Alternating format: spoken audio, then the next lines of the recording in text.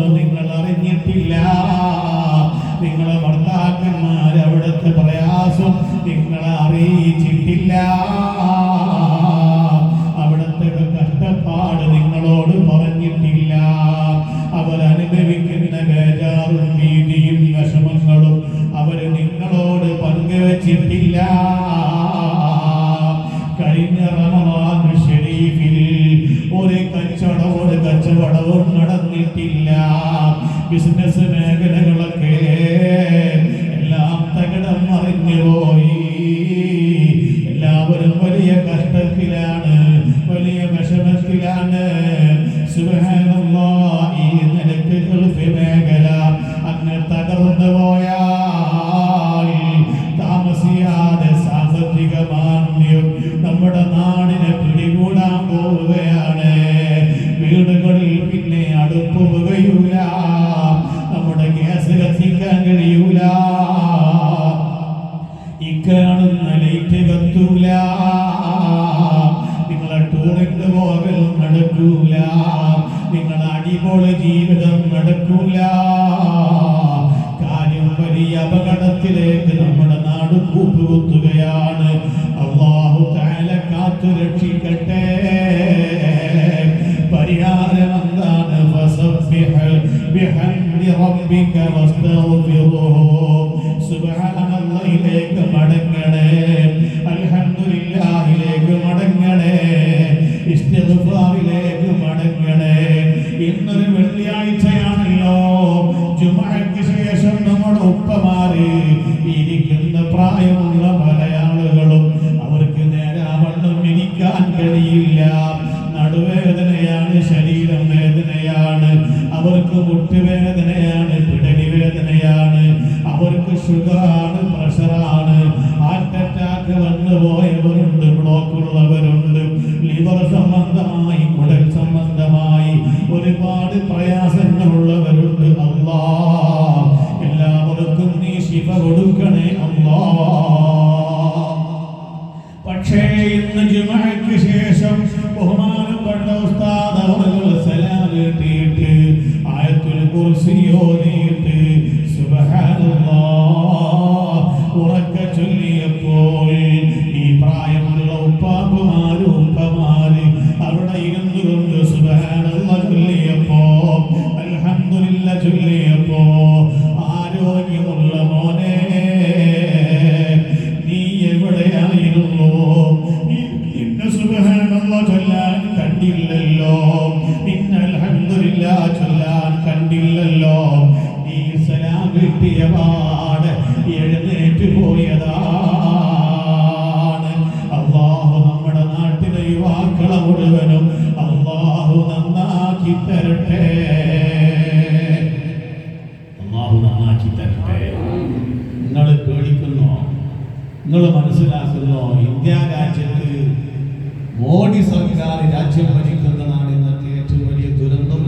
മുസ്ലിമീങ്ങളെ ഏറ്റവും വലിയ ബേജാറ് മോഡി രാജ്യം ഭരിക്കുന്നു എന്നതാണോ നിങ്ങളെ ബേജാറ്? ഒരിക്കലും അല്ല. ഇവിടെ SIR വന്നുകൊണ്ട് നമ്മുടെ കഴുത്ത് ഞെരിക്ക് കൊല്ലുമെന്ന് ബേജാറുണ്ടോ? ഒരിക്കലും ബേജാറില്ല, സംഭവിക്കൂല. പക്ഷേ നമ്മൾ ഭയപ്പെടേണ്ടുന്ന ഒന്നുണ്ട്. മുസ്ലിം സമുദായം നേരിട്ടുകൊണ്ടിരിക്കുന്ന ഏറ്റവും വലിയ വെല്ലുവിളി എന്താണെന്നറിയോ? പ്രസംഗത്തിന് വരുന്ന ആലിമീങ്ങൾക്ക്, സയ്യിദന്മാർക്ക് പ്രസംഗത്തിന് സ്റ്റേജ് കെട്ടിക്കൊടുക്കാൻ ആളുകളുണ്ട്, യുവാക്കളുടെ നിരയുണ്ട്. ഉറക്കമൊഴിച്ചുകൊണ്ട് അവർ ഈ പോസ്റ്റ് പ്രവർത്തിക്കുവാനും സ്റ്റേജിൽ കെട്ടിക്കൊടുക്കാനും. ഞാൻ ഈ വെള്ളിപ്പാടിന്റെ അവസ്ഥ പറയല്ല, എല്ലാ നാടുകളിലും സ്റ്റേജ് കെട്ടിക്കൊടുക്കാൻ, ഉറക്കമൊഴിഞ്ഞ് പണിയെടുക്കാൻ യുവാക്കളുടെ നീണ്ട നിരയുണ്ട്.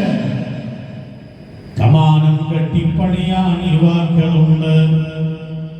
കമാനങ്ങൾ, പോസ്റ്ററുകൾ, അതുപോലെ തന്നെ ബോർഡുകൾ ഇവിടെ സ്ഥാപിക്കണോ? നിങ്ങൾ പറയുന്ന നാട്ടിൽ പോയി ഉറക്കമൊഴിഞ്ഞ് സ്ഥാപിക്കാൻ അവര് തയ്യാറുണ്ട്. വരുന്ന ആലിമീങ്ങൾക്ക്, സയ്യിദന്മാർക്ക് ഭക്ഷണം കൊടുക്കണോ? അവര് തയ്യാറുണ്ട്.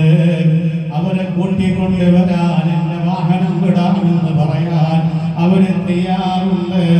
അവരെ വാഹനത്തിൽ അവിടെ തന്നെ കൂട്ടിക്കൊണ്ടുവരാൻ തയ്യാറുണ്ട്. ബഹുമാനപ്പെട്ട തങ്ങൾക്ക് വിശ്രമിക്കണോ? എന്റെ വീട്ടിലെ സൗകര്യമുണ്ട്, സൗകര്യപ്പെടുത്താൻ യുവാക്കളുണ്ട്. പക്ഷേ അല്ലാഹുവിന്റെ ദീൻ പറയുന്ന മജ്‌ലിസിൽ ഒരൊറ്റ യുവാവുമില്ല. ഈ പറയുന്ന ഒരു മോനെയും അല്ലാഹുവിന്റെ ദീൻ പറയുന്ന മജ്‌ലിസിൽ ഇരിക്കാൻ കാണുന്നില്ല. വെള്ളിയാഴ്ചയിൽ ബഹുമാനപ്പെട്ട ഉസ്താദിന്റെ ഉപദേശമുണ്ട്, പള്ളി മിഹ്റാബിൽ നിന്ന് ഉപദേശമുണ്ട്. മിഹ്റാബ് എന്ന് പറഞ്ഞാൽ തന്നെ എന്താണ്? സത്യത്തിന്റെയും അസത്യത്തിന്റെയും എതിരെ യുദ്ധം പ്രഖ്യാപിക്കുന്ന സ്ഥലം എന്നാണ്. ഹർബ് യുദ്ധം ചെയ്യുന്ന സ്ഥലം, യുദ്ധം പ്രഖ്യാപിക്കുന്ന സുന്ദരമായ ഉപദേശങ്ങൾ നൽകുന്ന മിഹ്റാബ്. ആ മിഹ്റാബിൽ നിന്ന് ഉസ്താദിന്റെ വഅദ് നടക്കുന്നുണ്ട്. കേൾക്കാൻ ഒരു ചെറുപ്പക്കാരനുമില്ല. ചോദിച്ചു നോക്കൂ, കഴിഞ്ഞ ഒരാഴ്ചയിൽ അല്ലാഹുവിനെ പറ്റി നിങ്ങൾ കേട്ടിരുന്നോ? അല്ലാഹുവിന്റെ ഖുർആൻ കേട്ടിരുന്നോ? പോകട്ടെ, കഴിഞ്ഞ ഒരു മാസത്തിൽ എപ്പോഴെങ്കിലും നിങ്ങൾ അല്ലാഹുവിനെ പറ്റി പറയുന്ന മജ്‌ലിസിൽ നിങ്ങൾ ഇരുന്നിരുന്നോ? പോകട്ടെ, കഴിഞ്ഞ 6 മാസത്തിന്റെ ഇടയ്ക്ക് അല്ലാഹുവിന്റെ ഖുർആൻ ഓതി പറയുന്ന മജ്‌ലിസിൽ നിങ്ങൾക്ക് ഇരിക്കാൻ കഴിഞ്ഞിരുന്നോ? പോകട്ടെ, കഴിഞ്ഞ ഒരു വർഷത്തിന്റെ അകത്ത് മോനെ അല്ലാഹുവിനെ പറ്റി പറയുന്ന മജ്‌ലിസിൽ നീ ഹാജറുണ്ടായിരുന്നോ? നമ്മുടെ മക്കളെ മറുപടി എന്താണ്? നോ, ഞാൻ അവിടെ ഒന്നും ഹാജരാകാറില്ല, ഞാൻ അവിടെ ഒന്നും എത്താറില്ല. നിങ്ങൾക്കറിയോ, അസ്വാദിഖുൽ മസ്ദൂഖ് മുഹമ്മദുർ റസൂലുള്ളാഹി സ്വല്ലല്ലാഹു അലൈഹി വസല്ലമ തങ്ങൾ പറയുകയാണ്, മരിച്ചിട്ട് ഖബറിലേക്ക് ചെന്നാൽ നിന്റെ ഖബറിൽ നിന്റെ കൂടെ കിടക്കാൻ 99 സർപ്പങ്ങൾ ഉണ്ടാകുന്നതാണ്. അതിൽ നിന്നൊരു സർപ്പമെങ്ങാനും ഭൂമി ലോകത്തേക്ക് ഇറങ്ങി വന്നിട്ട് ഒരു ഊത്തെങ്ങാനും ഊതിയാൽ ഈ ഭൂമിയിൽ നിന്നൊരു പച്ച പുല്ല് പോലും മുളക്കുകയില്ല. അത്രയും വലിയ വിഷമുള്ള 99 സർപ്പങ്ങൾ ചില ആളുകളെ ഖബറിൽ കിടക്കാനുണ്ടാകുമെന്ന് ഞാനല്ല പറയുന്നത്. അസ്വാദിഖുൽ മസ്ദൂഖ് മുഹമ്മദുർ റസൂലുള്ളാഹി സ്വല്ലല്ലാഹു അലൈഹി വസല്ലമ തങ്ങൾ പറഞ്ഞതാണ്. ഒന്നും രണ്ടാണെന്ന് നിനക്ക് വിശ്വാസമുണ്ടോ? 5 10 വിശ്വാസം നിനക്കുണ്ടോ? 10 20 ആണെന്ന വിശ്വാസം നിനക്കുണ്ടോ? എങ്കിൽ അതിലേറെ വിശ്വസിച്ചോ, അതിലേറെ ഉറപ്പിച്ചോ. ഹബീബായ മുഹമ്മദ് മുസ്തഫ സ്വല്ലല്ലാഹു അലൈഹി വസല്ലമ തങ്ങളെ വാക്കാണ്. ആ 99 സർപ്പങ്ങൾ ആരെ കൂടെ കിടക്കുന്നു? 3 വിഭാഗം ആളുകളെ കൂടെയാണ് ഈ സർപ്പങ്ങൾ കിടക്കാനുണ്ടാവുക. അതിൽപ്പെട്ട ഒരു വിഭാഗം ആരാണെന്നറിയോ? അല്ലാഹുവിന്റെ ഖുർആൻ ഓതി വഅദ് പറയുമ്പോ, അല്ലാഹുവിന്റെ ഖുർആൻ ഓതുമ്പോ ഫസ്തമിഉ ലഹു അൻസിതു, നിങ്ങൾ ശ്രദ്ധിച്ചിരുന്ന് കേൾക്കണേ. വഇദാ ഖുരിഅൽ ഖുർആൻ ഫസ്തമിഉ ലഹു അൻസിതു. ഖുർആൻ ഓതപ്പെട്ടാൽ നിങ്ങളെ സമീപത്ത് വെച്ച് ഖുർആൻ ഓതി വഅദ് പറയുമ്പോ അതാ നിങ്ങൾ ശ്രദ്ധിച്ചിരുന്ന് കേൾക്കണേ എന്ന ഖുർആനിന്റെ കൽപ്പനയാണ്. ആ കൽപ്പന കാറ്റിൽ പറത്തിയിട്ട് എനിക്കൊന്നും കേൾക്കണ്ട, ഞാൻ ഒരു ആലിമിന്റെ വഅദും കേൾക്കൂല, ഒരു സയ്യിദിന്റെ വഅദും കേൾക്കൂല, ഒരു സുന്നിയുടെ വഅദും ഞാൻ കേൾക്കൂല, ഒരു വഹാബി എന്നോട് വഅദ് പറയണ്ട,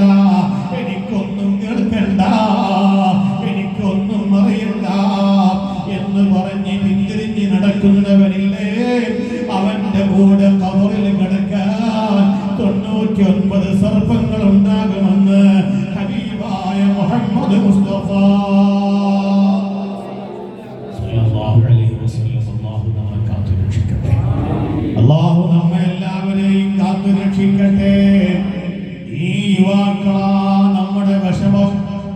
ഇവരാണ് ഈ സമൂഹത്തിന്റെ ദുരന്തം. ഇവരെ വിഷയത്തിലാ നമ്മൾ ഭയപ്പെടേണ്ടത്. രാത്രിയില്ല, പകലില്ല.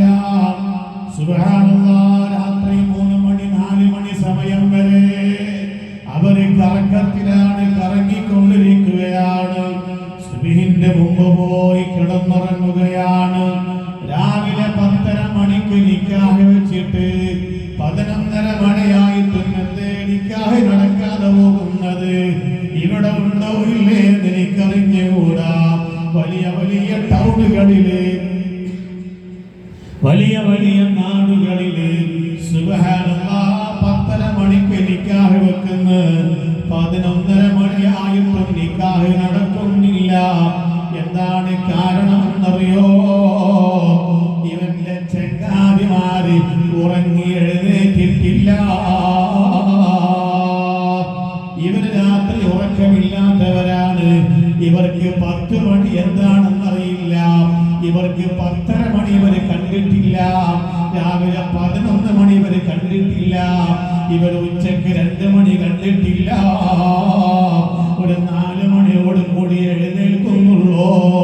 അവർക്ക് ആരോടും ഉത്തരവാദിത്തമില്ല. പാപ്പയൊന്നും പറയാൻ പറ്റൂല, ഉമ്മയൊന്നും പറയാൻ പറ്റൂല. സുബ്ഹാനല്ലാഹ്, ഈ സമൂഹം നാളെ നമ്മുടെ പള്ളിയുടെ പ്രസിഡന്റ് ആകേണ്ടവരാണ്. ഈ സമൂഹം നമ്മുടെ പള്ളി ഭരിക്കേണ്ടവരാണ്. നമ്മുടെ പള്ളിയുടെ ഖാദിമീങ്ങളാകേണ്ടവരാണ്. ഈ സമൂഹത്തിനെ സംബന്ധിച്ച് നിങ്ങൾ ഭയപ്പെട്ടോ? അതാ മോഡി രാജ്യം ഭരിക്കുന്ന ഭയപ്പാട് നിങ്ങൾക്ക് വേണ്ട. NRC ഭയപ്പെടണ്ട, SIR ഭയപ്പെടണ്ട. വഅലമു ഉമ്മത മുഹമ്മദ്. അല്ലാഹു നമ്മുടെ മക്കൾക്ക് നല്ല ബോധം കൊടുക്കട്ടെ. ഇത് വിഷയമാണ്. എവിടത്തേക്കാണ് ഈ പോക്ക്? അപ്പൊ ഞാൻ പറയട്ടെ, ഇസ്തിഗ്ഫാർ ചൊല്ലാൻ ആളുകളില്ല.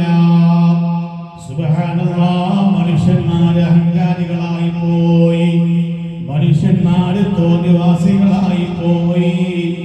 ഇമാം ബുഖാരി ഉദ്ധരിക്കുന്ന ഹദീസിൽ കാണാം, നബി സല്ലല്ലാഹു അലൈഹി വസല്ലമ തങ്ങൾ ശക്തമായ ചൂട് കാരണം മഴയ്ക്ക് വേണ്ടിയുള്ള പ്രാർത്ഥനയും നിസ്കാരവും നിർവഹിക്കാൻ വേണ്ടി വിശാലമായ മരുഭൂമിയിലേക്ക് പോകാൻ തീരുമാനിച്ചപ്പോ നബി സല്ലല്ലാഹു അലൈഹി വസല്ലമ തങ്ങൾ സ്വഹാബത്തിനോട് പറഞ്ഞു, ഓ സ്വഹാബ, നാളെ മഴയ്ക്ക് വേണ്ടിയുള്ള ദുആണ്, മഴയ്ക്ക് വേണ്ടിയുള്ള നിസ്കാരമാണ്. നിങ്ങൾ നാളെ ആ മരുഭൂമിയിൽ ഒരുമിച്ച് കൂടാൻ വരുമ്പോൾ നിങ്ങൾ നിങ്ങളുടെ കൈവശമുള്ളതിൽ വളരെ നിസ്സാരമായ വസ്ത്രം ധരിച്ചു വരണം. ആരും മുന്തിയ വസ്ത്രം ധരിച്ചു വരാൻ പാടില്ല. അതാ എല്ലാവരും നിങ്ങളെ കൈവശമുള്ളതിൽ വളരെ നിസ്സാരമായി തോന്നുന്ന വസ്ത്രം ധരിച്ചു വരണം. നബി സല്ലല്ലാഹു അലൈഹി വസല്ലമ തങ്ങൾ സ്വഹാബത്തിനോട് നിർദ്ദേശം കൊടുക്കുകയാണ്. അതേ സമയം നബി സല്ലല്ലാഹു അലൈഹി വസല്ലമ തങ്ങൾ നല്ല വസ്ത്രം ധരിക്കാൻ പാടില്ലെന്ന് പറഞ്ഞിട്ടില്ല.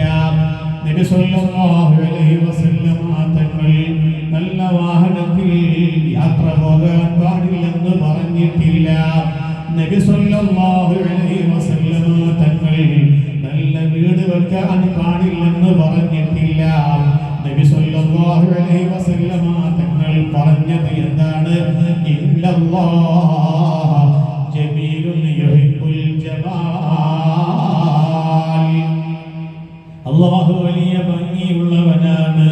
അല്ലാഹു ഭംഗിയെ ഇഷ്ടപ്പെടുന്നവനാണ്. മാത്രമല്ല, ഇന്നല്ലാഹ യുഹിബ്ബു അയ്യറാ അസ്റ നിഅമതിഹി. അല്ലാഹു തആല കൊടുത്ത നിഅമത്ത്, ആ നിഅമത്തിന്റെ അടയാളം ഒരാളിൽ പ്രത്യക്ഷമായി കാണുന്നത് അല്ലാഹുവിന് വലിയ ഇഷ്ടമാണ്. നബി സല്ലല്ലാഹു അലൈഹി വസല്ലമ തങ്ങളുടെ മജ്‌ലിസിൽ സ്വഹാബാക്കൾ പിന്നി പറഞ്ഞ വസ്ത്രത്തോടെ ഇരിക്കുന്നത് കണ്ടപ്പോ നബി സല്ലല്ലാഹു അലൈഹി വസല്ലമ തങ്ങൾ ചോദിച്ചു, ഈ പിന്നി പറഞ്ഞ വസ്ത്രം മാത്രമേ നിങ്ങൾക്കുള്ളൂ, ഈ വസ്ത്രം ഒന്ന് മാറ്റി ധരിച്ചൂടെ? അത് കേട്ടപാട് സഹാബി എഴുന്നേറ്റ് പോവുകയാണ്. വീട്ടിൽ നിന്ന് നല്ല വസ്ത്രം ധരിച്ച് വരികയാണ്. നബി സല്ലല്ലാഹു അലൈഹി വസല്ലമ തങ്ങൾ ആ മനുഷ്യന് സന്തോഷം അറിയിക്കുകയാണ്. എന്നിട്ട് പറയുന്നു, ഇന്നല്ലാഹ യുഹിബ്ബു അൻ യറാ അഥറ നിഅമതിഹി. അല്ലാഹു ഒരു മനുഷ്യന് നിഅമത്ത് കൊടുത്തിട്ടുണ്ടെങ്കിൽ ആ നിഅമത്തിന്റെ അടയാളം അയാളിൽ പ്രത്യക്ഷമായി കാണുന്നതും കാണിക്കുന്നതും അല്ലാഹുവിന് വലിയ ഇഷ്ടമാണ് എന്ന് പറഞ്ഞ മുഹമ്മദ് റസൂലുള്ളാഹി സ്വല്ലല്ലാഹു അലൈഹി വസല്ലമ തങ്ങള് മഴയെ തേടിയുള്ള പ്രാർത്ഥനയ്ക്ക് വേണ്ടി ഒരുമിച്ച് കൂടാൻ സ്വഹാബത്തിനോട് പറഞ്ഞപ്പോ നബി സല്ലല്ലാഹു അലൈഹി വസല്ലമ തങ്ങൾ പറഞ്ഞത്, നിങ്ങളെ കൈവശമുള്ളതിൽ വെച്ച് ഏറ്റവും നിസ്സാരമായി തോന്നുന്ന വസ്ത്രം ധരിച്ചിട്ട് വരണേ. എന്താണ് കാര്യമെന്നറിയോ? മഹാന്മാരായ ഹദീസ് പണ്ഡിതന്മാര് ആ ഹദീസ് ഉദ്ധരിച്ചുകൊണ്ട് വിശദീകരിക്കുകയാണ്. മനുഷ്യന്മാര് നല്ല നല്ല വസ്ത്രം ധരിച്ച് നല്ല നല്ല സൗകര്യങ്ങൾ ഉപയോഗപ്പെടുത്തി പലപ്പോഴും പലരും വലിയ അഹങ്കാരികളായി പോയി. അതുകൊണ്ട് ആകാശത്ത് നിന്ന് മഴ പെയ്യണോ? റബ്ബ് സുബ്ഹാനഹു വ തആല അവൻ തടഞ്ഞു വെച്ചിരിക്കുന്ന മഴ ലഭിക്കണോ? അതാ അഹങ്കാരം അങ്ങ് ഒഴിവാക്കണേ. ഒരാളും അഹങ്കരിക്കരുതേ. വസ്ത്രം ധരിക്കൽ അഹങ്കാരമല്ല, വീട് വെക്കൽ അഹങ്കാരമല്ല, വാഹനം വാങ്ങൽ അഹങ്കാരമല്ല. പക്ഷേ അതിന്റെ പേരിലൊന്നും അഹങ്കാരം വന്നു പോകാൻ പാടില്ല. അതുകൊണ്ട് അഹങ്കാരം നമ്മുടെ മനസ്സിൽ ഉണ്ടാകുമ്പോൾ, മനുഷ്യർ അഹങ്കാരികളാകുമ്പോൾ ആകാശത്ത് നിന്ന് മഴ പെയ്യൂല. പറയട്ടെ, ഏതാനും ആഴ്ചകളായി നമ്മുടെ പള്ളി മിഹ്റാബുകളില്, പള്ളി മിമ്പറുകളില് ആലിമീങ്ങള്, സയ്യിദന്മാര്, മുതഅല്ലിമീങ്ങള്, ചെറിയ കുഞ്ഞുങ്ങൾ, പ്രായമുള്ളവര്, അല്ലാഹുവിനെ പേടിക്കുന്ന ചെറുപ്പക്കാര് എത്ര ദിവസമായി മഴയ്ക്ക് വേണ്ടി അല്ലാഹുവിനോട് തേടുന്നു. എവിടെയെല്ലാം ഇസ്തിഗ്ഫാറിന്റെ മജ്ലിസ് സംഘടിപ്പിച്ചു, എവിടെയെല്ലാം ധാരാളം ദിക്റുകൾ ചൊല്ലി, ആരെല്ലാം തസ്ബീഹും തഹ്മീദും തൻജീദും ചൊല്ലി, അതിന്റെ ഫലമായി പെയ്യുന്ന മഴയാണ്. അല്ലാഹു നമുക്ക് നമ്മുടെ മഴയൊക്കെയും റഹ്മത്തിന്റെ മഴയാക്കി തരട്ടെ. സുബ്ഹാനല്ലാഹ്. ഈ ഭാഗത്ത് ഉണ്ടോ ഇല്ലേ എന്ന് എനിക്കറിഞ്ഞുകൂടാ. ചൂടുകൊണ്ട് വെള്ളം പറ്റിപ്പോയോ? ഇല്ലല്ലോ. എല്ലായിടത്തും നല്ല വെള്ളം ഉണ്ടല്ലോ, പല ഭാഗത്തും വെള്ളമില്ല.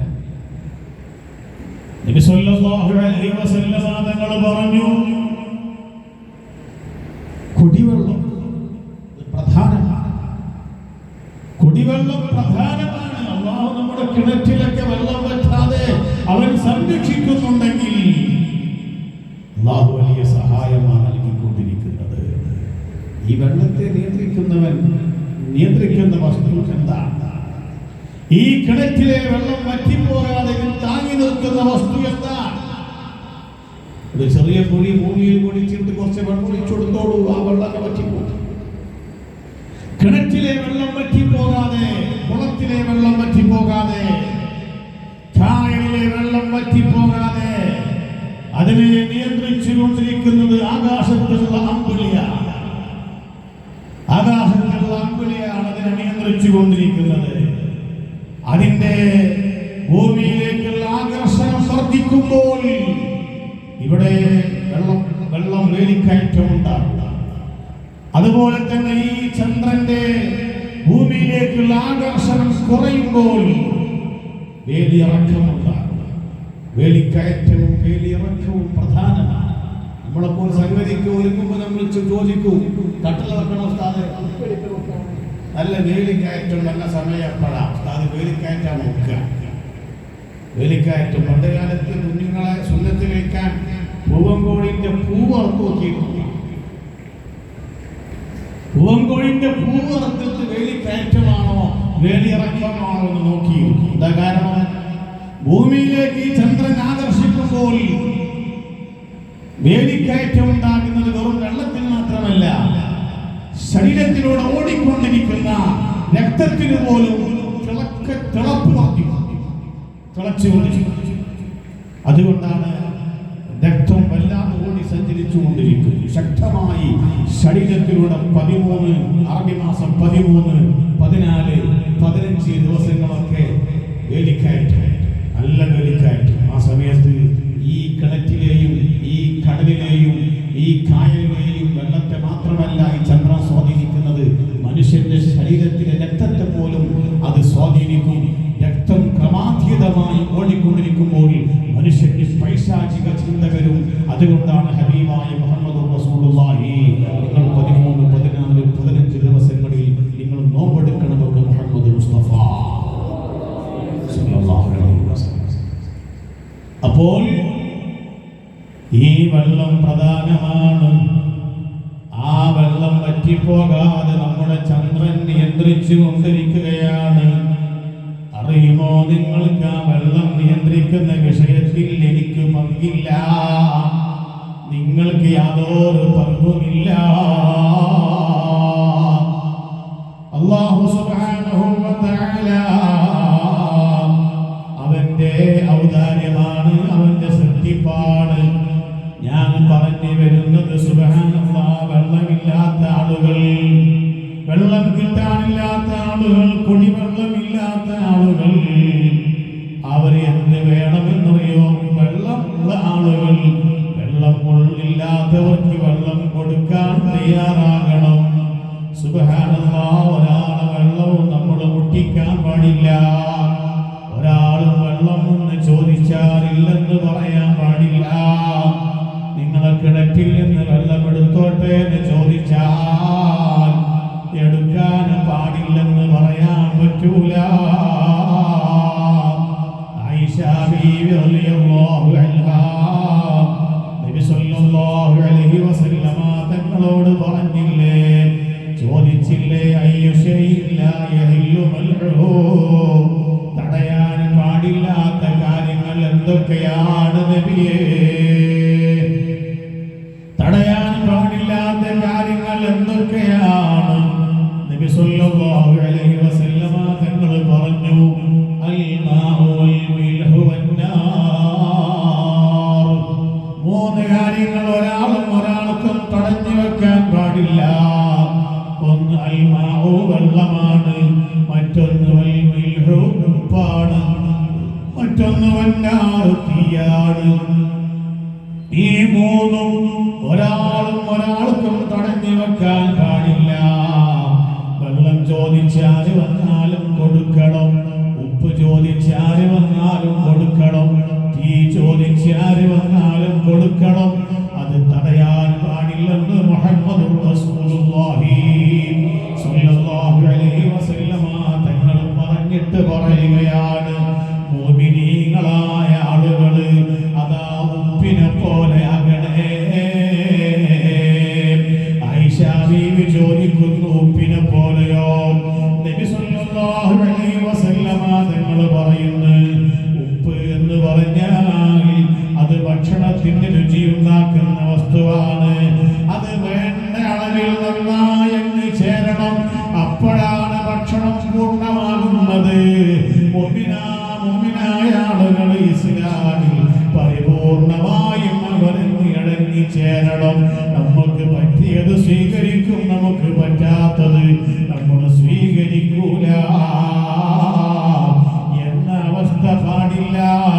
ഉപ്പിനെ പോലെ പരിപൂർണമായും ഇസ്ലാമിൽ അങ്ങ് അലിഞ്ഞു ചേരണമെന്ന് മുഹമ്മദുർ റസൂലുള്ളാഹി സ്വല്ലല്ലാഹു അലൈഹി വസല്ലമ തങ്ങൾ പറയുകയാണ്. അതുകൊണ്ടല്ലേ ഹജ്ജിന് പോയ ഹാജിമാരെ കണ്ടിട്ടില്ലേ, കേട്ടില്ലേ? അതാ വിശുദ്ധമായ മക്കയിൽ നിന്ന് നമ്മൾ ത്വായിഫിലേക്ക് പോകുമ്പോ, ത്വായിഫിൽ നിന്ന് മക്കയിലേക്ക് വരുമ്പോ എന്ന് പറയുന്ന കിലോമീറ്ററുകൾ നീണ്ടു നിവർന്ന് കിടക്കുന്ന വലിയ കനാല് കണ്ടില്ലയോ? ആ കനാല് ചരിത്ര പ്രസിദ്ധമായ കനാലാണ്. ഹാറൂൻ റഷീദ് രാജാവിന്റെ ഭാര്യ സുബൈദ എന്ന് പറയുന്ന സഹോദരി, അവരെ ഹജ്ജിന് വന്ന സമയം സുബ്ഹാനല്ലാഹ്, അറഫയിൽ വെള്ളമില്ല, മിനയിൽ വെള്ളമില്ല, മുസ്ദലിഫയിൽ വെള്ളമില്ല. ഹാജിമാര് വെള്ളം കിട്ടാതെ ബുദ്ധിമുട്ടിയപ്പോ മക്കയിൽ വെള്ളത്തിന് വലിയ പ്രയാസമാണ്. അതാ കുടിവെള്ളം കിട്ടാൻ വലിയ ബുദ്ധിമുട്ടാണ്. അങ്ങനെയാണ് സുബൈദ എന്ന് പറയുന്ന രാജ്ഞി അതാ അറഫയിൽ വെള്ളമില്ലാതെ ബുദ്ധിമുട്ടിയപ്പോ ആ നാട്ടിലെ വലിയ വലിയ ഭൗമശാസ്ത്ര പണ്ഡിതന്മാരെ വിളിച്ചു കൂട്ടുകയാണ്. അതാ എഞ്ചിനീയർമാരെ വിളിച്ചു കൂട്ടുകയാണ്. അവരോട് ചോദിക്കുകയാണ്, ഇവിടത്തേക്ക് വെള്ളം എത്തിക്കാൻ വല്ല വഴിയുമുണ്ടോ?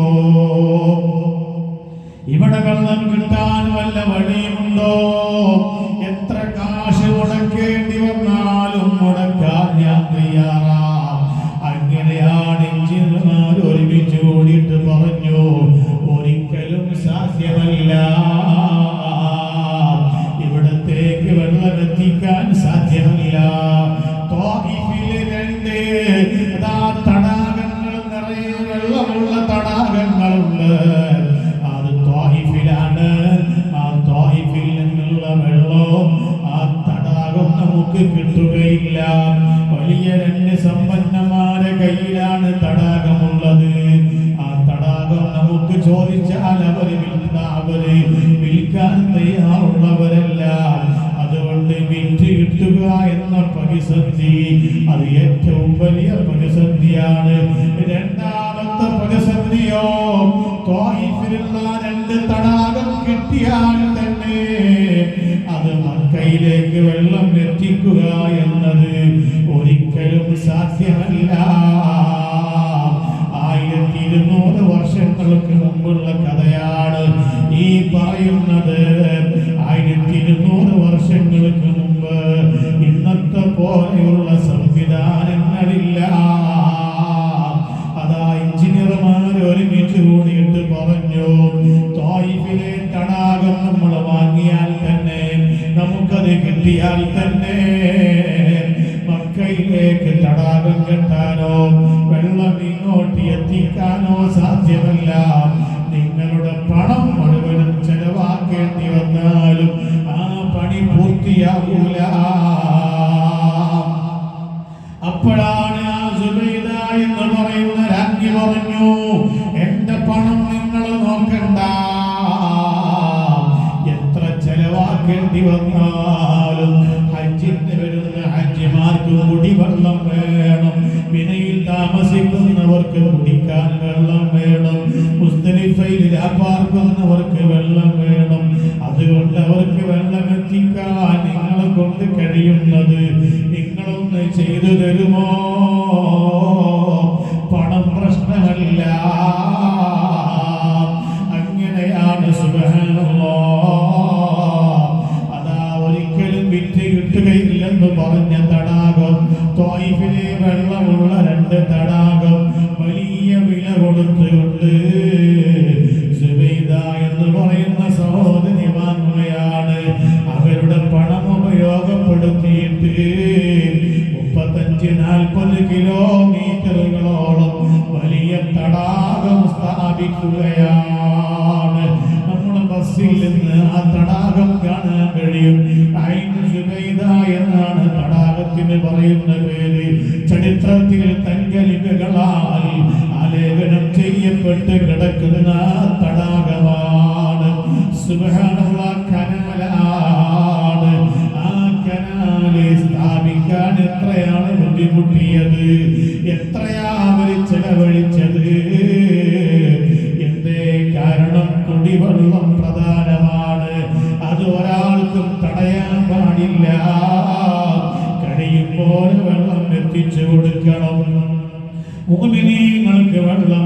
കൊടുക്കണം.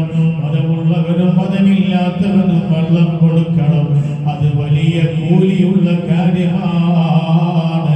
ലഖദ് ഖലഖനൽ ഇൻസാന ഫീ കബദ്, ലഖദ് ഖലഖനൽ ഇൻസാന ഫീ കബദ്. മനുഷ്യന്മാർ ഭൂമിയിൽ ജീവിക്കുമ്പോൾ അവർക്ക് ക്ലേശങ്ങൾ ഉണ്ടാകും, അവർക്ക് പ്രയാസങ്ങൾ ഉണ്ടാകും. ഖുർആൻ സാക്ഷ്യപ്പെടുത്തിയതാണ്. ലഖദ് ഖലഖനൽ ഇൻസാന ഫീ കബദ്. നിങ്ങൾ എല്ലാ കാലത്തും ഇങ്ങനെ സന്തോഷം ഉണ്ടാകും എന്നൊന്നും മനസ്സിലാക്കണ്ട. എപ്പോഴും ഗൾഫ് ഇങ്ങനെ പൊടിക്കും, എപ്പോഴും നല്ല ആരോഗ്യം ഉണ്ടാകും, എപ്പോഴും ഭർത്താവ് ഗൾഫിലായിരിക്കും, എപ്പോഴും നല്ല സന്തോഷത്തിൽ തന്നെ ജീവിക്കാൻ കഴിയും എന്ന് ഒരാളും ചിന്തിക്കേണ്ട. ലഖദ് ഖലഖനൽ ഇൻസാന ഫീ കബദ്. നമ്മൾ നിശ്ചയമായും മനുഷ്യന്മാരെ പടച്ചത് ക്ലേശത്തിലാണെന്ന് ഖുർആൻ. ഇമാം റാസി റഹ്മത്തുള്ളാഹി അലൈഹി ആയത്തിന്റെ താഴെ എഴുതി വെച്ചു, മനുഷ്യനും ക്ലേശമില്ലാതെ മറ്റൊന്നും പ്രതീക്ഷിക്കേണ്ടതില്ല, ക്ലേശമില്ലാതെ മറ്റൊന്നും പ്രതീക്ഷിക്കേണ്ടതില്ല എന്ന് പറഞ്ഞാൽ ഭൂമി ലോകത്തേക്ക് പിറന്നു വീണ കുഞ്ഞ് ഒരു കുഞ്ഞും ചിരിച്ച് പിറന്നു വീണിട്ടില്ല. ആ കുഞ്ഞിന് ജന്മം കൊടുത്ത ഒരു പെണ്ണും ആർത്തുല്ലസിച്ച് ചിരിച്ച് പൊട്ടിച്ചിരിച്ച് ഒരു ഉമ്മയും ഒരു കുഞ്ഞിനും ജന്മം കൊടുത്തിട്ടില്ല. അല്ലാതെ വാങ്ങിട്ട് കരഞ്ഞുകൊണ്ടല്ലേ ഒരു പെണ്ണും ഒരു പ്രസവം നടക്കുന്നത്. അതാ പ്രസവിക്കപ്പെട്ട കുഞ്ഞ് കരഞ്ഞുകൊണ്ടല്ലേ പിറന്നു വീഴുന്നത്. ക്ലേശമാണ്, ക്ലേശമാണ്. അപ്പോൾ നല്ല ചൂടുകാലമുണ്ടാകും, ചിലപ്പോൾ നല്ല ശൈത്യകാലമുണ്ടാകും, ചിലപ്പോൾ നല്ല ഉഷ്ണകാലമുണ്ടാകും. എല്ലാ പരീക്ഷണങ്ങളും തരണം ചെയ്യാൻ മുഅ്മിനീങ്ങളെ തയ്യാറാകണം, സഹോദരിമാരെ തയ്യാറാകണം.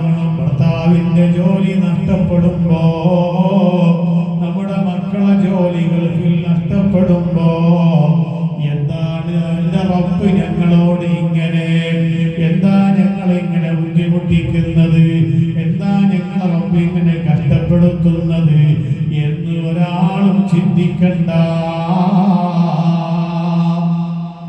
നബി സല്ലല്ലാഹു അലൈഹി വസല്ലമ തങ്ങൾ പറയുകയാണ്, മസലുൽ മുഅ്മിനീ കൽ ഹാമത്തി മിനസ് സർഇ. മുഅ്മിനായ മനുഷ്യൻ ആരെ പോലെയാണെന്നറിയോ? മുഅ്മിനായ മനുഷ്യൻ അതാ കൃഷിയിടത്തിലെ മരുഭൂമിയിലെ ഹാമ എന്ന് പറയുന്ന ചെടിയെ പോലെയാണ്. ഹാമ എന്ന് പറയുന്ന ചെടി കാണാൻ വണ്ണം കുറഞ്ഞ ചെടിയാണ്, ഹൈറ്റ് കൂടിയ ചെടിയാണ്, ഒരുതരം പ്രത്യേകമായ പുൽച്ചെടിയാണ്. അതാ വണ്ണം കുറവാണ്, നീളം കൂടുതലാണ്. അത് കൃഷിയിടത്തിലും മരുഭൂമിയിലും കാണുന്ന ചെടിയാണ്. നബി സല്ലല്ലാഹു അലൈഹി വസല്ലമ തങ്ങൾ പറയുന്നു, മുഅ്മിനീങ്ങൾ ഹാമ എന്ന് പറയുന്ന ചെടിയെ പോലെയാകണം എന്ന് പറഞ്ഞാൽ അതാ തെക്ക് നിന്നൊരു കാറ്റ് വന്നാൽ ഈ ഹാമ എന്ന് പറയുന്ന ചെടി അതാ വടക്ക് ഭാഗത്തേക്ക് ചാഞ്ഞു നിൽക്കുന്നു. വലാ തൻകസിറോ, അത് പൊട്ടൂല. തെക്ക് നിന്നൊരു കാറ്റ് വന്നാൽ വടക്കോട്ട് തന്നെ ചാഞ്ഞു കിടക്കുന്നു. അല്പം കഴിയുമ്പോൾ കാറ്റ് നിന്നാൽ ഈ ചെടിയൊന്ന് തലപൊക്കുന്നു. അപ്പോഴാണ് വടക്കുന്ന് കാറ്റ് വരുന്നു. അപ്പോൾ തെക്കിലേക്കൊന്ന് ചെരിഞ്ഞ് കിടക്കുന്നു. അല്പം കഴിയുമ്പോൾ കാറ്റ് പോയി എന്നാകുമ്പോ ആ ചെടിയൊന്ന് തലപൊക്കി നിൽക്കുന്നു. അപ്പോഴാണ് പടിഞ്ഞാറുന്ന് കാറ്റ്. അപ്പോൾ കിഴക്കോട്ടേക്ക് ചാഞ്ഞു കിടക്കുന്നു. പല തെക്കസിറോ, അത് പൊട്ടുകയില്ല. മസലുൽ മുഅ്മിനി കൽ ഹാമത്തി മിനസ് സർഇ. മുഅ്മിനായ മനുഷ്യൻ അതാ മരുഭൂമിയിലെ കൃഷിയിടത്തിലെ ഹാമ എന്ന് പറയുന്ന ചെടിയെ പോലെയാണെന്ന് ഖാല റസൂലുള്ളാഹി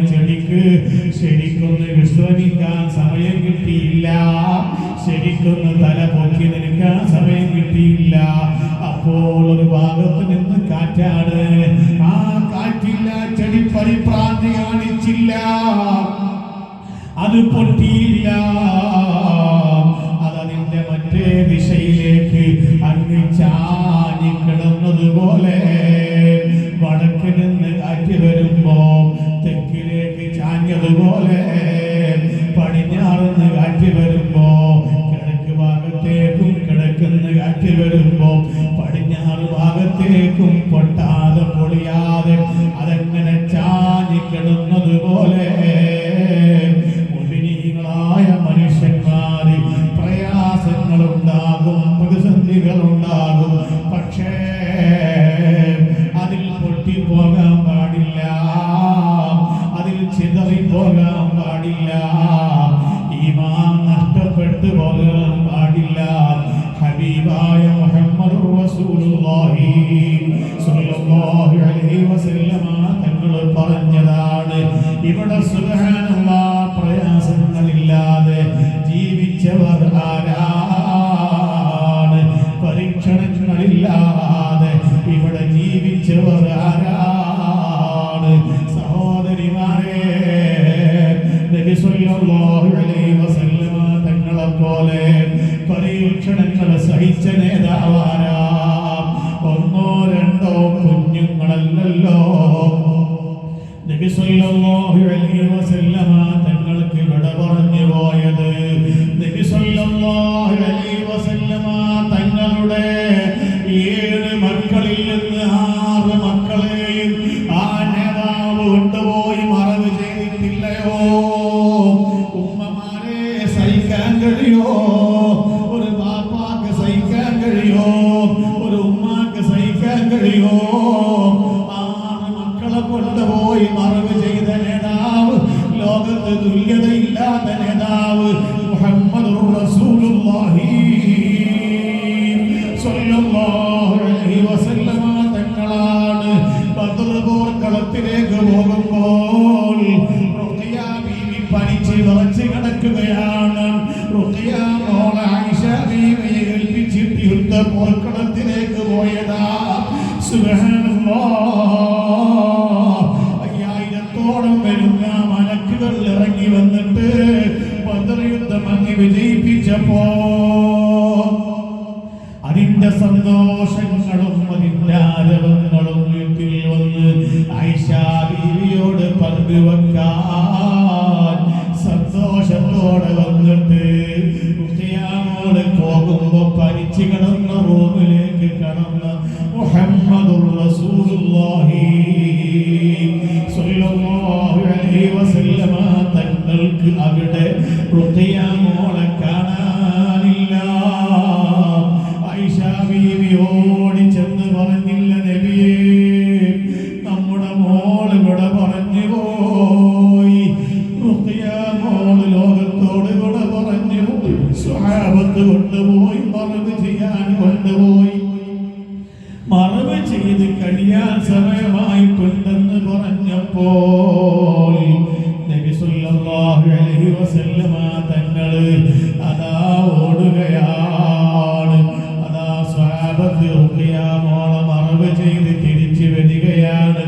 നബി തങ്ങൾ കരഞ്ഞി കലങ്ങിയ കണ്ണുകളോട് ആ മകളെ ഖബറിന്റെ അരികിൽ പോയി നിറഞ്ഞ കണ്ണുകളോട് വിടുമ്പുന്ന ചുണ്ടുകളോട് പൊട്ടിപ്പോകുന്ന ഹൃദയത്തോടെ റുഖിയ മോൾക്ക് ദുആ ചെയ്തില്ലയോ?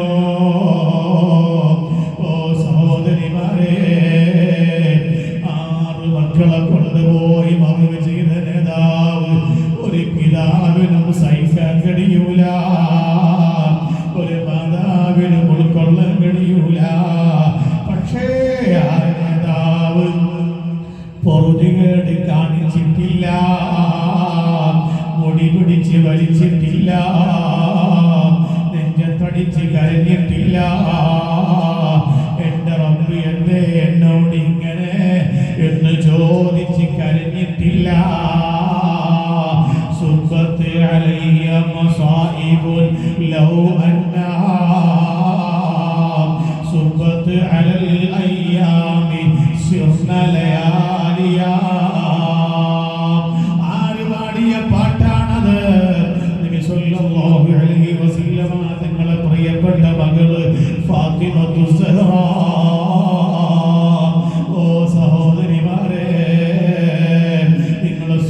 സ്വർഗത്തിലേക്ക് ചെല്ലുമ്പോ നിങ്ങളെ സ്വർഗത്തിലേക്ക് കൈപിടിച്ച് ആനയിക്കേണ്ടുന്ന ഉമ്മ സുബ്ഹാനല്ലാഹ്, ചെറിയ പ്രായത്തിൽ തന്നെ ലോകത്തോട് വിട പറഞ്ഞു പോയ ബീവി ഫാത്തിമ. ഫാത്തിമ ബീവി റസൂലുള്ളാഹിന്റെ കരളിന്റെ കഷ്ണമാണ്. പക്ഷേ നബി സല്ലല്ലാഹു അലൈഹി വസല്ലം തങ്ങൾ വഫാത്തായ സമയത്ത് അല്ലാഹുവിന്റെ റസൂലിനെ മറവ് ചെയ്തിട്ട് സ്വഹാബത്ത് പിരിഞ്ഞു പോയി. ഫാത്തിമ ബീവി ആയിഷ ബീവിയുടെ വീട്ടിലാണല്ലോ റസൂലുള്ളാഹിനെ മറവ് ചെയ്തത്. ഫാത്തിമ ബീവി റസൂലുള്ളാഹിന്റെ ഖബർ അവിടുത്തെ ബറക്കത്താക്കപ്പെട്ട റൗള ശരീഫിന്റെ സമീപത്തിലേക്ക് ചെന്നിട്ട് പിതാവിന്റെ ഖബർ കെട്ടിപ്പിടിച്ചിട്ട് കിടന്ന് പാടിയ പാട്ടാണ് സുബ്ബത്ത് അലയ്യ മസാഹിബുൻ ലൗ അന്നഹാ സുബ്ബത്ത് അലൽ അയ്യാമി സുന്ന ലയാലിയാ. സ്വഹാബത്ത് റസൂലുള്ളാഹിനെ സിയാറത്ത് ചെയ്യാൻ വന്നിരിക്കുന്നു.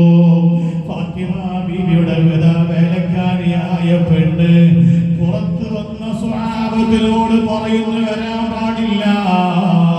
ഫാത്തിമ ബീവി അകത്തുണ്ട്. റസൂലുള്ളാഹിന്റെ ഖബർ കെട്ടിപ്പിടിച്ച് കരയുകയാണ്. ഫാത്തിമ ബീവി എന്താണ് പറഞ്ഞത്? സുബ്ബത്ത് അലയ്യ മസാഇബുൽ ലൗ അന്നഹാ, എന്റെ റബ്ബ് എനിക്ക് തന്ന മുസീബത്ത് അത് എത്ര വലുതാണ്. എന്റെ റബ്ബ് എനിക്ക് നൽകിയ മുസീബത്ത് എത്ര വലുതാണ്. സുബ്ബത്ത് അലൽ അയ്യാമി സിർന ലയാലിയാ, എനിക്ക് അല്ലാഹു നൽകിയ മുസീബത്തുകൾ, പരീക്ഷണങ്ങൾ, എനിക്ക് നൽകിയ പ്രയാസങ്ങൾ എങ്ങാനും ഒരു പകലിന്റെ മേലെ അല്ലാഹു ഇറക്കിയിരുന്നുവെങ്കിൽ ആ പകൽ പെടുന്നനെ രാത്രിയാകുമായിരുന്നു. അത്രയും വലിയ പരീക്ഷണങ്ങൾ ഞാൻ ജീവിതത്തിൽ ഏറ്റുവാങ്ങേണ്ടി വന്ന പെണ്ണാണ് എന്നും പറഞ്ഞ് കരഞ്ഞത് ആരാ? ഫാത്തിമ ബീവിയാണ്. ഉമ്മമാരെ, അവരൊന്നും സഹിച്ചതുപോലെ ഒരു പ്രയാസവും നമ്മൾ സഹിക്കേണ്ടി വരൂല. അതേ സമയത്തോ പരീക്ഷണങ്ങൾ വരും, പ്രയാസങ്ങൾ വരും. നമ്മുടെ ഭർത്താക്കന്മാരുടെ ജോലി നഷ്ടപ്പെടും, നമ്മുടെ മക്കൾക്ക് ജോലി ഇല്ലാതെയാകും. അല്ലാഹു തആല കാത്തുരക്ഷിക്കട്ടെ. ആരോഗ്യത്തിന് ക്ഷീണം പറ്റിപ്പോകും, സാമ്പത്തികമായ പ്രയാസം ഉണ്ടാകും, കടങ്ങളുണ്ടാകും. വലനബുലുവന്നകും ബിശൈഇൻ മിനൽ ഖൗഫി വൽ ജുഇ വനഖ്സിൻ മിനൽ അംവാലി വൽ അൻഫുസി വസ്സമറാത്ത് വബശ്ശിരിസ് സ്വാബിരീൻ. ഒരുപാട് വിഷയങ്ങൾ അല്ലാഹു തആല എണ്ണി പറഞ്ഞിട്ടല്ലോ. മിനൽ ഖൗഫി വൽ ജുഇ വനഖ്സിൻ മിനൽ അംവാലി വൽ അൻഫുസി വസ്സമറാത്തി. ഇത്രയും വിഷയത്തിലൊക്കെ പരീക്ഷിക്കുമെന്ന് പറയാൻ വേണ്ടി അല്ലാഹു തആല ഉപയോഗിച്ച പ്രയോഗം നബുലുവക്കും എന്ന് പറഞ്ഞാൽ മതി. നബുലുവക്കും, നിങ്ങളെ നാം പരീക്ഷിക്കുമെന്ന അർത്ഥമാണ്. പക്ഷേ അല്ലാഹു തആല ഉപയോഗിച്ചത് വല നബുലുവന്നകും, ലനബുലുവന്നകും, അലാമു തഅക്കീദിനാണ്. ലനബുലുവന്നകും സത്തുള്ള നൂന് തീർച്ചയായും എന്ന ശക്തിപ്പെടുത്താൻ വേണ്ടിയാണ് ആദ്യത്തെ ലാമു കൊടുത്തു, ശേഷം സത്തുള്ള നൂന് കൊടുത്തു. തീർച്ചയായും തീർച്ചയായും തീർച്ചയായും നാം നിങ്ങളെ പരീക്ഷിച്ചുകൊണ്ടിരിക്കും. എപ്പോഴും സന്തോഷം ഉണ്ടാകുമെന്നൊന്നും വിചാരിക്കണ്ട. ഷാഫി മാധവി എല്ലാ കാലത്തും ആരോഗ്യത്തോടെ ഉണ്ടാകുമെന്നൊന്നും വിചാരിക്കണ്ട. ഞാൻ പോകലുള്ള കാലത്ത് ഇവിടെ പ്രസംഗിക്കാൻ വേണ്ടി വരുമ്പോൾ എന്നിവിടെ കൊണ്ടുവന്നാണ് ബഹുമാനപ്പെട്ട പാടിയാൽ ചെയ്യാൻ. അല്ലാഹു തആല അവർക്ക് മഗ്ഫിറത്തും റഹ്മത്തും നൽകട്ടെ. അഹ്ലുസ് സുന്നത്തി വൽ ജമാഅത്തിന്റെ നെടുന്തൂണായി പ്രവർത്തിച്ച സൗമ്യനായ സ്വഭാവിയായ ആ നല്ലൊരു മനുഷ്യൻ ഞാൻ ഈ സമയത്ത് അദ്ദേഹത്തെ ഓർക്കുകയാണ്. നോക്കൂ നിങ്ങൾ, ഇന്ന് അദ്ദേഹം നമ്മോടൊപ്പമില്ല. നമ്മോട് കൂടെ ജീവിച്ച പലരും നമ്മോടൊപ്പമില്ല. ആരോഗ്യമുള്ള നമ്മൾ പലരും ഇന്ന് രോഗികളാണ്. അങ്ങനെയൊക്കെ സംഭവിക്കും, അങ്ങനെയൊക്കെ സംഭവിക്കും. ലനബുലുവന്നകും, നിശ്ചയമായും നാം നിങ്ങളെ പരീക്ഷിച്ചു കൊണ്ടിരിക്കും. പക്ഷേ ഏത് പരീക്ഷണങ്ങൾ വന്നാലും പ്രയാസങ്ങൾ വന്നാലും ക്ഷമിക്കുന്നവർക്ക് സന്തോഷമുണ്ടെന്ന് പറഞ്ഞു കൊടുക്കണേ നബിയേ. സഹോദരിമാരെ, കഷ്ടപ്പാടുണ്ടോ ക്ഷമിക്കാൻ തയ്യാറാകണം. പ്രയാസങ്ങളുണ്ടോ പരിഭവം ആരോടും പറയണ്ട, റബ്ബിനോട് പറഞ്ഞേക്കണം. ജനങ്ങളോട് പറഞ്ഞാൽ ജനങ്ങൾ ആദ്യം അത് കേൾക്കും, രണ്ടാമതും അത് കേൾക്കും, മൂന്നാമത് കേൾക്കാൻ ആളെ കിട്ടൂല. ഇതന്നെ അവന് പണി. എപ്പം കണ്ടാലും ബേജാറ് പറയലാണ് അവന്റെ പണി. അവളെ പണി എങ്ങനെയാണെന്ന് പറയും.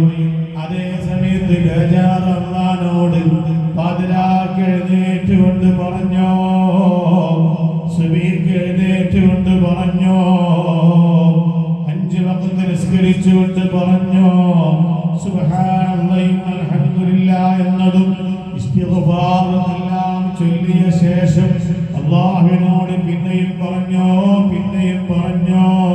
ആ പറയുന്നവരോട് അല്ലാഹുവിന് വലിയ താല്പര്യമാണ്.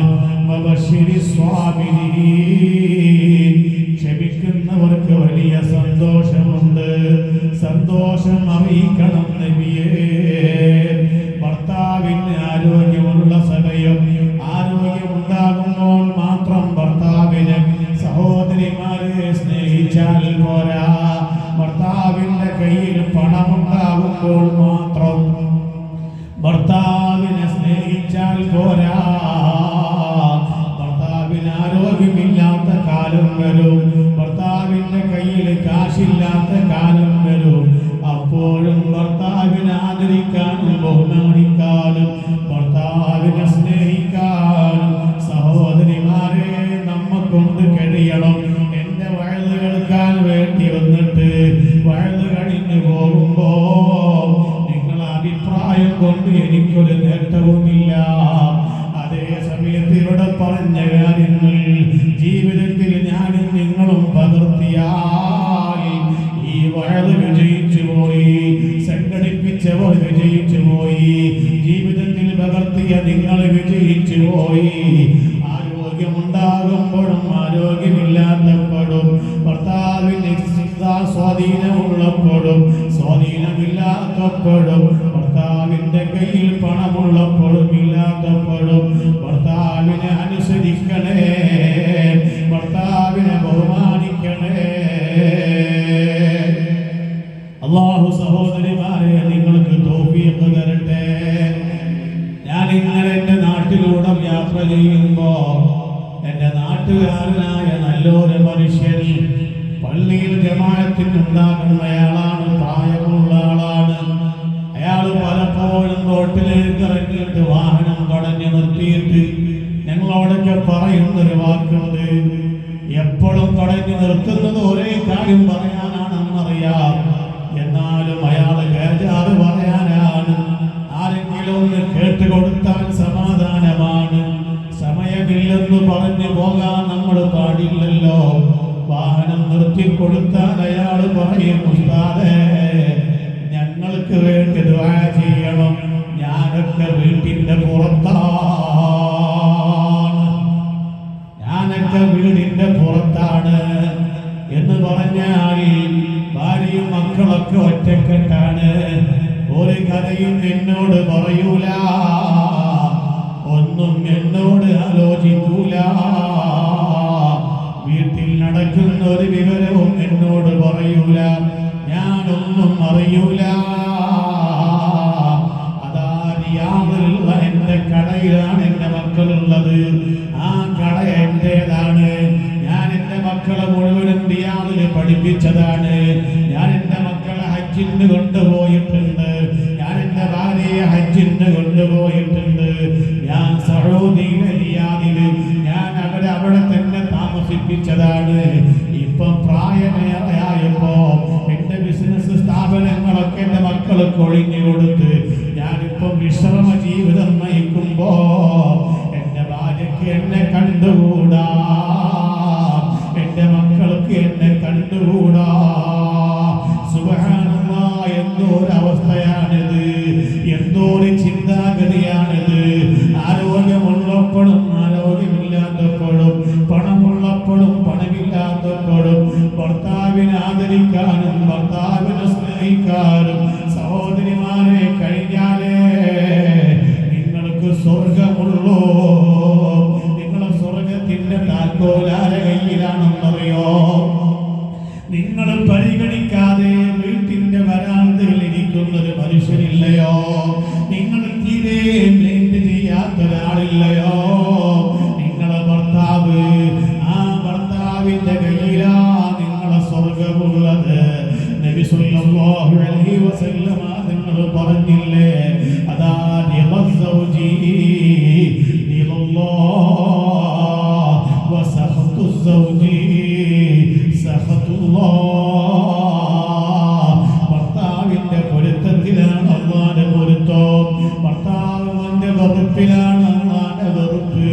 നിങ്ങളെ ഈ ചെയ്തികളില് ഭർത്താവ് നിങ്ങളോട് വെറുത്തു പോയാൽ അല്ലാഹു നിങ്ങളോട് വെറുത്തിട്ടുണ്ടെന്ന് നിങ്ങൾ മനസ്സിലാക്കണമെന്ന് ഞാനല്ല പറഞ്ഞത്. അല്ലാഹു ഉണ്ടെന്ന് നമ്മെ പഠിപ്പിച്ച മുഹമ്മദ് മുസ്തഫ, മഹ്ശറത്ത് പറയുന്ന ലോകമുണ്ടെന്ന് പഠിപ്പിച്ച മുഹമ്മദ് മുസ്തഫ, സിറാത്ത് പാലമുണ്ടെന്ന് പഠിപ്പിച്ച മുഹമ്മദ് മുസ്തഫ, സ്വർഗവും നരകവും ഉണ്ടെന്ന് പഠിപ്പിച്ച മുഹമ്മദ് മുസ്തഫ സല്ലല്ലാഹു അലൈഹി വസല്ലമ തങ്ങളാണ്. അല്ലാഹുവിന്റെ പൊരുത്തം ഭർത്താവിന്റെ പൊരുത്തത്തിലാണ്, അല്ലാഹുവിന്റെ കോപം ഭർത്താവിന്റെ കോപത്തിലാണ്. അതുകൊണ്ട് റസൂലുള്ളാഹിന്റെ വാക്ക് തള്ളിക്കളയല്ലേ. ഞാൻ എന്തിനു പറഞ്ഞു എന്നറിയോ?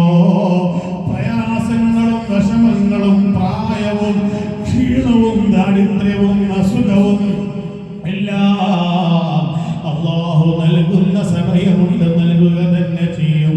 ആ സമയത്ത് ഫബശ്ശിരിസ് സ്വാബിരീൻ, നന്നായി ക്ഷമിക്കാൻ കഴിയണം, ക്ഷമിക്കുന്നവരോട് സന്തോഷം അറിയിക്കണം.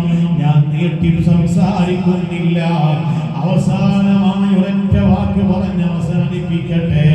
ബഹുമാനപ്പെട്ട അയ്യൂബ് നബി അലൈഹിസ്സലാത്തു വസ്സലാമിനെ അറിയാത്തവരില്ലല്ലോ, അയ്യൂബ് നബിയെ കേൾക്കാത്തവരില്ലല്ലോ. അയ്യൂബ് നബിക്കൊരു രോഗമുണ്ടായി. എന്താ രോഗം? ശരീരം ഒന്നാകെ ചൊറിഞ്ഞ് പൊട്ടി ചീഞ്ഞ് നാറി എന്നൊക്കെ നമ്മൾ കളിക്കാറുണ്ട്. അതൊന്നും ശരിയല്ല. പ്രവാചകന്മാർക്ക് അങ്ങനെ ചീഞ്ഞ് നാറുന്ന രോഗമൊന്നും ഉണ്ടാവില്ല. ബഹുമാനപ്പെട്ട അയ്യൂബ് നബി അലൈഹിസ്സലാത്തു വസ്സലാമിന്റെ രോഗം ശരീരത്തിൽ നിന്ന്, ശരീരം ഇങ്ങനെ ക്ഷീണിച്ചു പോകുന്നൊരു രോഗം. എന്താണ് കാര്യം? ശരീരത്തിന്റെ ഈ കാണുന്ന തൊലിയുടെ അകത്ത് കിടക്കുന്ന മാംസം, മാംസത്തിന്റെ അകത്ത് കിടക്കുന്ന എല്ലിന്റെ അകത്ത് കിടക്കുന്ന മജ്ജ, ആ മജ്ജ വല്ലാതെ വേദനിക്കുന്നു എന്നാണ് അയ്യൂബ് നബിയുടെ രോഗത്തിന്റെ കാരണം. മാംസം വേദനിച്ചാൽ തടകി കൊടുത്താൽ വേദനക്ക് സുഖം കിട്ടും, ആശ്വാസം കിട്ടും. എല്ലിനൽപ്പം വേദന പറ്റിയാലും ശരിക്കും പിടിച്ച് തടകി കൊടുത്താൽ ആശ്വാസം കിട്ടും. എല്ലിന്റെ അകത്ത് കിടക്കുന്ന മജ്ജ വേദനിച്ചാൽ ഒന്നും ചെയ്യാൻ കഴിയില്ല. വേദന കൊണ്ട് തുളയുന്ന ബഹുമാനപ്പെട്ട അയ്യൂബ് നബി അലൈഹിസ്സലാത്തു വസ്സലാം ആ രോഗം വല്ലാതെ വിഷമത്തിലായപ്പോൾ അയ്യൂബ് നബിയുടെ 3 ഭാര്യമാരിൽ നിന്ന് 2 ഭാര്യമാരും പള്ളിക്കിതാബെടുത്തു പോയി. അങ്ങനെ 3 ഭാര്യമാരിൽ നിന്ന് 2 ഭാര്യമാരും ചെയ്ത്, യാ അല്ലാഹ്, ഇതിനിപ്പോ എല്ലാവരും മാറി കിട്ടില്ല, ഇതിപ്പോ നോക്കി നടന്നാൽ നമുക്ക് പണി കിട്ടും, അതുകൊണ്ട് തൽക്കാലം നോക്കാൻ ഒഴിവുള്ളവർ നോക്കിക്കോട്ടെ, ഞാൻ പോവുകയാണ് എന്ന് പറഞ്ഞ് എല്ലാം എടുത്ത് അവര് അടുത്ത വസ്തു. പക്ഷേ അയ്യൂബ് നബി അലൈഹിസ്സലാത്തു വസ്സലാമിന്റെ ഒരു ഭാര്യ ഈ റഹ്മത്ത് ബീവി എന്ത് ചെയ്തു? ക്ഷമിക്കാൻ തീരുമാനിച്ചു. ഭർത്താവിന് വന്ന രോഗമല്ലേ, ഭർത്താവിന് വന്ന രോഗമായതുകൊണ്ട് അവർ പോയ പോലെ പോകാൻ പറ്റില്ല. ക്ഷമിച്ച് ഭർത്താവിന് വേണ്ട ഖിദ്മത്ത് ചെയ്യാൻ തീരുമാനിച്ചു. അങ്ങനെ അയ്യൂബ് നബി അലൈഹിസ്സലാത്തു വസ്സലാമിന് വേണ്ടി ബഹുമാനപ്പെട്ട മഹദിയായ റഹ്മത്ത് ബീവി വലിയ വലിയ സമ്പന്നന്മാരെ വീട്ടിൽ പോയി അടുക്കള വേല ചെയ്തു. എന്നിട്ട് കിട്ടുന്ന കാശ് കൊണ്ട് ബഹുമാനപ്പെട്ട അയ്യൂബ് നബിയെ പരിചരിച്ചു. ഒരാളെ മുന്നിലും കൈനീട്ടി യാചിക്കാൻ വേണ്ടി റഹ്മത്ത് ബീവി പോയില്ല. എന്താ കാരണം? അയ്യൂബ് നബി അലൈഹിസ്സലാത്തു വസ്സലാം വലിയ സമ്പന്നനായിരുന്നു. ഒരുപാട് കൃഷിയുള്ള ആളായിരുന്നു, ഒരുപാട് പശുവുള്ള ആളായിരുന്നു. എല്ലാം ഒരു നിമിഷം കൊണ്ട് നശിച്ചു പോയതാണ്. ഇപ്പോൾ അങ്ങോട്ട് വിശാലമായി കടക്കുന്നില്ല. അയ്യൂബ് നബി അലൈഹിസ്സലാത്തു വസ്സലാമിന്റെ ഭാര്യയായ ആ സൗന്ദര്യ റാണിയായ തന്റെ ഭർത്താവിന്റെ പൂർവ്വകാല സാഹചര്യം ശരിയായി ബോധ്യമുള്ള റഹ്മത്ത് ബീവി ഒരാളെ മുന്നിലും കൈ നീട്ടാൻ പോയില്ല. പക്ഷേ തന്റെ ഭർത്താവിന്റെ മരുന്ന് വാങ്ങണം, തന്റെ ഭർത്താവിനെ പരിചരിക്കണം, തന്റെ ഭർത്താവിന് വേണ്ട ഖിദ്മത്തുകൾ ചെയ്യണം. റഹ്മത്ത് ബീവി എന്ത് ചെയ്തു? ആ നാട്ടിലെ സമ്പന്നന്മാരെ വീട്ടിൽ അടുക്കള വേല ചെയ്ത് ജീവിക്കാൻ തീരുമാനിച്ചു. അടുക്കള വേല ചെയ്ത് കിട്ടുന്ന പണം കൊണ്ട് അയ്യൂബ് നബിയെ പരിചരിച്ചു, വേണ്ട ഖിദ്മത്തുകളൊക്കെ ചെയ്തു കൊടുത്തു. അപ്പോഴാണ് മൽഊൻ ഇബ്ലീസ് ലഅനത്തുല്ലാഹി അലൈഹി പ്രായമുള്ള ഒരു പണ്ഡിതന്റെ കോലത്തിൽ ആ നാട്ടിൽ പ്രത്യക്ഷപ്പെടുകയാണ്. നീളമുള്ള വെളുത്ത താടിയും തലപ്പാവും എല്ലാം ധരിച്ചുകൊണ്ട് നാട്ടിൽ പ്രത്യക്ഷപ്പെട്ട വയോധികന്റെ പ്രായമുള്ള ഒരാളെ കോലത്തിൽ വന്നിട്ട് ആ നാട്ടുകാരോട് പറഞ്ഞു, നാട്ടുകാരെ, അയ്യൂബിന്റെ രോഗം എന്താണെന്നറിയോ? അത് മഹാമാരിയാണ്, അത് പകർച്ചവ്യാധിയാണ്. അതുകൊണ്ട് അയ്യൂബിന്റെ ഭാര്യ റഹ്മത്ത് അയ്യൂബിനെ പരിചരിച്ചിട്ടും അയ്യൂബിനെ കുളിപ്പിച്ചിട്ടും അയ്യൂബിന്റെ വസ്ത്രം മടക്കി കൊടുത്തിട്ടും എന്നിട്ടാ നിങ്ങളെ വീട്ടിൽ ജോലിക്ക് വരുന്നത്. വീട്ടിൽ കയറ്റല്ലേ. റഹ്മത്തിനെ വീട്ടിൽ കയറ്റിയാൽ ആ രോഗം നിങ്ങളെ മക്കളിലേക്ക് പകർന്നു വരും. അതൊരു പകർച്ചവ്യാധിയാണ്. അതുകൊണ്ട് സൂക്ഷിക്കണേ. ശരിയായി അറിയുന്ന ഒരാൾ എന്ന നിലയ്ക്ക് ആ സ്വകാര്യമായ വിവരം ഞാൻ നിങ്ങൾക്ക് കൈമാറുകയാണ് എന്നും പറഞ്ഞ് ഇബ്ലീസ് തിരിച്ചുപോയി. സുബ്ഹാനല്ലാഹ്. പിറ്റേ ദിവസം ജോലിക്ക് വന്ന റഹ്മത്ത് ബീവിയെ അവർ അട്ടിയോടിച്ചു. ജോലി കൊടുത്തില്ലെന്ന് മാത്രമല്ല, ഇവിടെ വരാൻ പാടില്ലെന്ന് പറയുന്നു, അവര് പോകാൻ പറയുന്നു. റഹ്മത്ത് ബീവി തിരിച്ചു പോയെങ്കിലും അതാ മൽഊൻ ഇബ്ലീസ് ലഅനത്തുല്ലാഹി അലൈഹി പിറ്റേ ദിവസം മറ്റൊരു കോലത്തിൽ പ്രത്യക്ഷപ്പെട്ടിട്ട് അവൻ വന്നുകൊണ്ട് പറഞ്ഞു, നാട്ടുകാരെ, റഹ്മത്തിനെ മാത്രം നിങ്ങളെ വീട്ടിൽ കയറ്റാതെ ഓടിച്ചതുകൊണ്ട് യാതൊരു കാര്യവുമില്ല. നിങ്ങളെ നാട്ടിലാണ് അയ്യൂബ് രോഗിയായി കിടക്കുന്നത്. അതുകൊണ്ട് അയ്യൂബിനെ നാട്ടിൽ നിന്ന് കൊണ്ടുപോകാൻ ആൾതാമസമില്ലാത്ത മലച്ചെരുവിലേക്ക് കൊണ്ടുപോകാൻ നിങ്ങൾ പറയണേ. അല്ലാതെ വന്നാൽ രോഗം നിങ്ങളെ പിടികൂടുമെന്ന് പറഞ്ഞു. നാട്ടുകാരെ സംഘടിക്കുകയാണ്, റഹ്മത്ത് ബീവിയെ സമീപിക്കുകയാണ്. എന്നിട്ട് പറയുന്നു, കൊണ്ടുപോയിക്കോ, നിന്റെ ഭർത്താവിനെ നാട്ടിൽ വെച്ചാൽ ഞങ്ങൾ കല്ലുകൊണ്ടെറിയോ, നിന്റെ ഭർത്താവിനെ ഞങ്ങൾ കൊന്നുകളയോ, അതുകൊണ്ട് നിനക്ക് വേണമെങ്കിൽ കൊണ്ടുപോയിക്കോ. സുബ്ഹാനല്ലാഹ്. റഹ്മത്ത് ബീവി ചെയ്ത പണി എന്താണ്? രോഗിയായ തന്റെ ഭർത്താവിനെ അതാ സ്വന്തം എഴുന്നേറ്റ് നിന്നിട്ട് സ്വന്തമായി എടുത്ത് ചുമലിലേക്ക് എടുത്ത് വെക്കുകയാണ്. ചെറിയ കുഞ്ഞല്ലല്ലോ ചുമലിൽ വഹിക്കാൻ. പക്ഷേ സഹായത്തിന് പോലും ഒരറിവില്ല. റഹ്മത്ത് ചുമലിൽ വഹിച്ചിട്ട് നടക്കുകയാണ്. കിലോമീറ്ററുകൾ നടന്നിട്ട് പർവ്വതത്തിന്റെ മേലെ കയറുകയാണ്. പർവ്വതത്തിന്റെ മേലെ അയ്യൂബ് നബിയുടെ ശരീരം ഇറക്കി വെച്ചിട്ട് അയ്യൂബ് നബിയെ കിടത്തിയിട്ട് അതാ കല്ല് തലയണയായിട്ട് അയ്യൂബ് നബിക്ക് വെച്ച് കൊടുത്തിട്ട് സമീപത്തിരുന്ന് റഹ്മത്ത് ബീവി കരഞ്ഞു പോയി. എന്തിനാണ് കരഞ്ഞത്? എന്റെ ഭർത്താവിനെ അടിയോടിച്ചല്ലോ, എന്റെ ഭർത്താവിന് വേണ്ടി ഖിദ്മത്ത് ചെയ്യുന്ന സാധുവായ എന്നെയും നാട്ടിലോടിച്ചല്ലോ. എന്റെ ഭർത്താവിന് മരുന്ന് വാങ്ങാൻ, എന്റെ ഭർത്താവിന് ഭക്ഷണം വാങ്ങിച്ചു കൊടുക്കാൻ എനിക്ക് കയ്യിൽ കാശില്ലല്ലോ, ജോലിക്ക് പോകാനൊരു ഗതിയില്ലല്ലോ, ഒരാളും ജോലിക്ക് എന്നെ കയറ്റുകയില്ലല്ലോ. ഞാൻ എന്താണ് ചെയ്യേണ്ടത്? ദിവസങ്ങൾ അങ്ങനെ കഴിഞ്ഞു പോയി. ഭർത്താവായ അയ്യൂബ് നബി അതാ രോഗം കൊണ്ട് ബുദ്ധിമുട്ടുകയാണ്. പക്ഷേ ഭക്ഷണം കൊടുക്കാനില്ല, വെള്ളം കൊടുക്കാനില്ല, മരുന്ന് കൊടുക്കാനില്ല. വളരെ വിഷമിച്ചപ്പോൾ റഹ്മത്ത് ബീവി അയ്യൂബ് നബിയോട് പറഞ്ഞു, ഞാനൊന്ന് ടൗണിൽ പോയി വരാം, ഞാനൊന്ന് ചന്തയിൽ പോയി വരാം, വല്ല ജോലിയും കിട്ടുമോന്ന് ഞാനൊന്ന് പോയി നോക്കട്ടെ. ഈ കിടപ്പ് കിടന്നാൽ പറ്റുകയില്ലല്ലോ, എനിക്കൊന്ന് സമ്മതം വേണം, ഞാനൊന്ന് ചന്തയിൽ പോയി വരട്ടെ. രോഗിയായി കിടക്കുന്ന അയ്യൂബ് നബിയോട് സമ്മതം ചോദിച്ചിട്ടാണ് റഹ്മത്ത് ബീവി പോകുന്നത്. അതാ ചന്തയിലേക്ക് പോവുകയാണ്. സുബ്ഹാനല്ലാഹ്,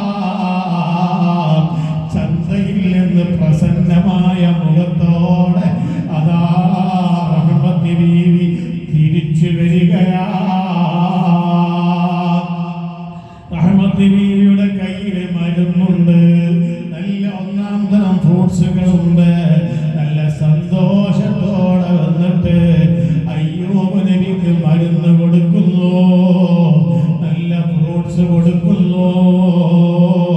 അയ്യൂബ് നബി അലൈഹിസ്സലാത്തു വസ്സലാം ചോദിച്ചു, അല്ല മോളെ റഹ്മത്തേ, എവിടെന്നാ മരുന്ന് കിട്ടിയത്? എവിടെന്നാ ഫ്രൂട്ട്സ് കിട്ടിയത്? എവിടെന്നാ കാശ് കിട്ടിയത്? ആ സമയത്ത് റഹ്മത്ത് ബീവി നിന്ന് ചിരിക്കുകയാ, കിട്ടിയ വഴി പറയുന്നില്ല. അയ്യൂബ് നബി പറഞ്ഞു, മോളെ ആ കിട്ടിയ വഴി പറയാതെ, എവിടെന്നാണ് കിട്ടിയത് എന്ന് പറയാതെ, ഈ ഫ്രൂട്ട്സ് ഞാൻ കഴിക്കൂല, ഈ മരുന്ന് ഞാൻ കഴിക്കൂല. അപ്പോഴാണ് സമീപത്തിരുന്ന റഹ്മത്ത് ബീവി തന്റെ തലയിൽ കിടന്ന ഹിജാബ്, തന്റെ തലയിൽ കിടന്ന തട്ടം അങ്ങ് നീക്കി കാണിച്ചു കൊടുക്കുന്നു. യാ അല്ലാഹ്, ആ തലയിൽ ഒരൊറ്റ മുടിയുമില്ല, ഒരൊറ്റ മുടിയും തലയിലില്ല. അയ്യൂബ് നബി അലൈഹിസ്സലാത്തു വസ്സലാമിനത് കണ്ടപ്പോ പൊട്ടിക്കരയുകയല്ലാതെ നിവൃത്തിയില്ല. രോഗം വന്നിട്ട് അയ്യൂബ് നബി കരഞ്ഞിട്ടില്ല. അല്ലാഹുവേ, എനിക്കൊരു ചെറിയ പ്രയാസമുണ്ട് റബ്ബേ എന്നല്ലാതെ അയ്യൂബ് നബി മറ്റൊന്നും റബ്ബിനോട് ബേജാറ് പറഞ്ഞിട്ടില്ല. അയ്യൂബ് നബി കരഞ്ഞിട്ടില്ല. പക്ഷേ സൗന്ദര്യറാണിയായ തന്റെ ഭാര്യയുടെ തലയിൽ ഒറ്റ മുടിയുമില്ലാതെ തലമുണ്ടനം ചെയ്തു വന്ന റഹ്മത്ത് ബീവിയുടെ തല കണ്ടപ്പോൾ അയ്യൂബ് നബി കരഞ്ഞുകൊണ്ട് ചോദിച്ചു, എവിടെ പോയി മുടിയെല്ലാം? അപ്പോൾ പറഞ്ഞു, ഞാൻ എന്ത് ചെയ്യാനാണ്? അങ്ങേക്ക് വേണ്ടി മരുന്ന് വാങ്ങാനും ഭക്ഷണം വാങ്ങിക്കാനും ഒരാളും എനിക്ക് ജോലി തന്നില്ല.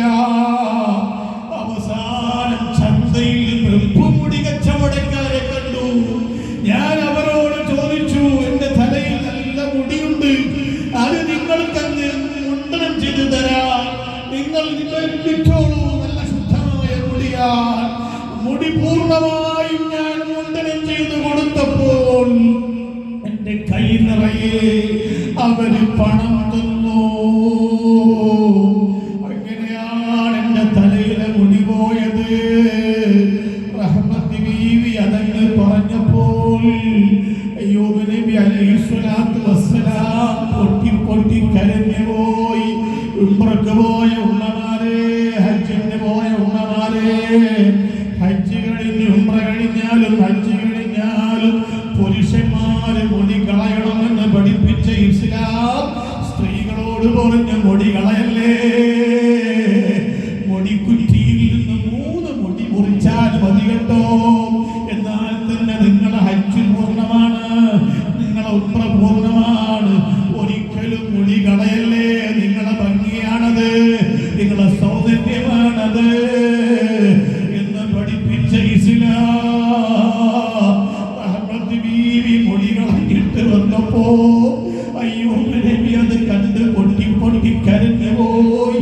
സുബ്ഹാനല്ലാഹ്, എന്തോ ഒരു സ്നേഹമാണത്, എന്തോ ഒരു പരിപാലനമാണത്, എന്തോ ഒരു പരിചരണമാണത്. തുല്യതയില്ലാത്ത സ്നേഹം, തുല്യതയില്ലാത്ത പരിചരണം അറിയുമോ നിങ്ങൾക്ക്? ഏതാനും ദിവസങ്ങൾ കഴിഞ്ഞപ്പോ റഹ്മത്ത് ബീവി പിന്നെയും പറഞ്ഞു, എനിക്കൊന്ന് ചന്തയിൽ പോകണം, എന്തെങ്കിലുമൊക്കെ കിട്ടുമോന്ന് നോക്കട്ടെ എന്ന് പറഞ്ഞ് ചന്തയിലേക്ക് പോയി. പക്ഷേ ആ ദിവസം ഒരു ജോലിയും കിട്ടിയില്ല. മുടി കൊടുക്കാൻ മുടി വന്നിട്ടുമില്ല. വിഷമത്തോടെ തിരിച്ചു വരുമ്പോൾ ഇവിടെ സംഭവിച്ച കാര്യമെന്താണെന്നറിയോ? റഹ്മത്ത് ബീവി രണ്ടാമതും ചന്തയിലേക്ക് പോയ സമയത്താണ് മലക്ക് ജിബ്രീൽ അലൈഹിസ്സലാത്തു വസ്സലാമിനോട് അല്ലാഹു തആല പറയുന്നു, ജിബ്രീലേ, തന്റെ ഭർത്താവിനെ സ്നേഹിച്ച പെണ്ണിനെ കണ്ടില്ലേ? തന്റെ ഭർത്താവിന് ഖിദ്മത്ത് ചെയ്ത പെണ്ണിനെ കണ്ടില്ലേ? തന്റെ ഭർത്താവിന് വേണ്ടി മുടി കൊടുത്ത പെണ്ണിനെ കണ്ടില്ലേ? പോകണം ജിബ്രീലേ, സ്വർഗ്ഗത്തിലെ റുമാൻ പഴം കൊണ്ടുപോകണം. അയ്യൂബ് നബിക്ക് റുമാൻ പഴം തിന്നാൻ കൊടുക്കണം. അയ്യൂബിന്റെ രോഗം അതുകൊണ്ടങ്ങ് സുഖപ്പെട്ട് കിട്ടണം. ജിബ്രീൽ ഇറങ്ങി വരികയാണ്. സുബ്ഹാനല്ലാഹ്, കല്ല് തലക്ക് വെച്ച് കിടക്കുന്ന അയ്യൂബ് നബി അലൈഹിസ്സലാത്തു വസ്സലാമിന്റെ സമീപത്ത് വന്നിട്ട് റുമാമ്പഴം പൊളിച്ചിട്ട് ഓരോ വിത്തുകൾ അയ്യൂബ് നബിയുടെ വായയിൽ വെച്ച് കൊടുക്കുന്നു. സ്വർഗത്തിൽ നിന്ന് കൊണ്ടുവന്ന റുമാമ്പഴമാണ്. ഓരോ വിത്തുകളും കഴിക്കുമ്പോഴേക്ക് അയ്യൂബ് നബിക്ക് ആരോഗ്യം തിരിച്ചു കിട്ടുകയാണ്. പൂർണ്ണമായും സുഖപ്പെട്ടു പോയി. അയ്യൂബ് നബി എഴുന്നേറ്റിരുന്നു പോയി. കഴിഞ്ഞപ്പോൾ അയ്യൂബ് നബി എഴുന്നേറ്റ് നിന്നു. ജിബ്രീൽ അലൈഹിസ്സലാത്തു വസ്സലാം പറഞ്ഞു, നമുക്ക് പോകാം. റഹ്മത്ത് ചന്തയിലുണ്ടാകും, റഹ്മത്തിനെ കാണാൻ അങ്ങോട്ട് പോകാം. അപ്പോഴാണ് റഹ്മത്ത് ബീവി വെറും കയ്യോടെ, കാലിക്കയ്യോടെ റഹ്മത്ത് ബീവി ദുഃഖിതരായി വരികയാണ്, സങ്കടപ്പെട്ട് വരികയാണ്. ബഹുമാനപ്പെട്ട ജിബ്രീൽ സലാം പറഞ്ഞു. അയ്യൂബ് നബി സലാം പറഞ്ഞു. സലാം അടക്കിയപ്പോൾ ചോദിച്ചു, നിങ്ങളാരാൻ? മൻ അൻതി, നിങ്ങളാരാൻ? മസ്മുക്, നിങ്ങളെ പേരെന്താണ്? പറഞ്ഞു, ഞാൻ എൻ്റെ പേര് റഹ്മത്ത് എന്നാണ്, ഞാൻ അയ്യൂബ് നബിയുടെ ഭാര്യയാണ്. അപ്പോൾ ജിബ്രീൽ ചോദിച്ചു, നിങ്ങളെ ഭർത്താവ് അയ്യൂബോ? അയ്യൂബിന് രോഗമല്ലയോ? അതെ, എൻ്റെ അയ്യൂബിന് രോഗമാണ്. എൻ്റെ അയ്യൂബിനെ അവിടെ കിടത്തിയിട്ടാണ് ഞാൻ ഇങ്ങ് പോന്നത്. അപ്പോൾ ചോദിച്ചു ജിബ്രീൽ, നിങ്ങളെ അയ്യൂബ് എങ്ങനെയുള്ള ആളാണ്? ഒന്ന് പറഞ്ഞു തരാമോ? അപ്പോഴാണ് സമീപത്ത് കാണുന്ന മനുഷ്യനെ ചൂണ്ടിക്കാണിച്ചിട്ട് റഹ്മത്ത് ബീവി പറഞ്ഞു, എൻ്റെ ഭർത്താവിന്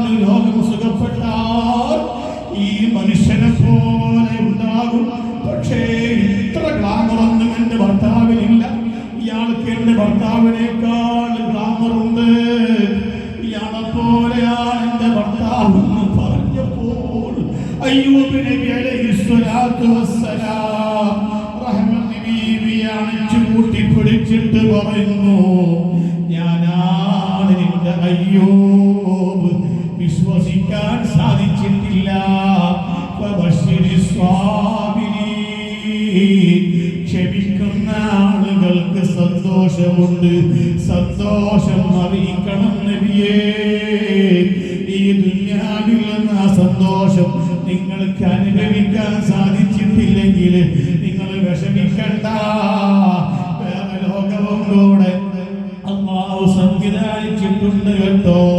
ഇവിടെ വെച്ച് കിട്ടാത്തവർക്ക് ആ സന്തോഷം അവിടെ വെച്ച് കിട്ടും കേട്ടോ. ചെയ്യേണ്ടത് ക്ഷമിക്കലാണ്. അതുകൊണ്ട് ഓർമ്മപ്പെടുത്തട്ടെ, എല്ലാ അവസ്ഥകളെയും ഉൾക്കൊള്ളാനും എല്ലാ സാഹചര്യങ്ങളെയും മനസ്സിലാക്കാനും നമുക്ക് സാധിക്കണം. എല്ലാ വിഷമഘട്ടങ്ങളെയും മറികടക്കാൻ നമ്മക്കൊണ്ട് കഴിയണം. അല്ലാഹു നമുക്ക് തൗഫീഖ് തരട്ടെ എന്ന് മാത്രം പറഞ്ഞുകൊണ്ട്